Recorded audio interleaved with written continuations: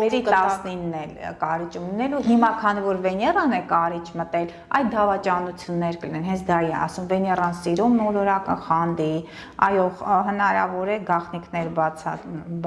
բացահայտեն, սեքսուալ, հոգեսեքսուալ զգացմունքների վրա թող շատ լինեն այն աղջիկները, մանավանդ հիմա Մերկուրին նահանջում է Մերկուրին դա դեռահասության մոլորակն է, որպեսզի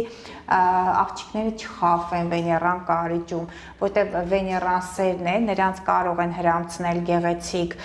նվերներ, բայց նաև դրան զուգահեռ շատ այդտեղ չեմ ուզում բառը ասել, բայց տարբեր իրավիճակներ, որոնք ուղղակի հոգեսեքսուալ այդ դաշտին կարող են անդրադառնալ խաբեության միջոցով, ազդել նրանց պատվի վարկանիշի վրա։ Այսինքն ըստ էության այս դեպքը եւս,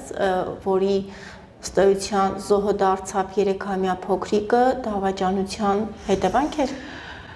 Ինձ մոտ ուղղակի ցույց են տալիս, որ հարազատները շատ սառն էին։ Հարազատները կանանց առումով ըստ երևույթին եթե տեղյակ չէին, ապա պատկերացնում են ինչի արդյունքում կարող լինել։ Դա արդեն գիտեք, սիրելի Իլոնա, քանի որ արդեն համապատասխան մարմինները զբաղվում են, նրանք դեմ առ դեմ խոսում, հարցաքննում են, ես կասեմ այն, որ իմ հաշվարկների արդյունքում արդեն երեխան մահացած էր։ Ես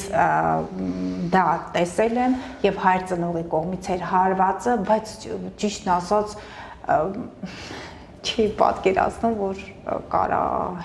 կարող է սցենարը կար։ Դուք չէիք հավատում ձերից կանխատեսումներին։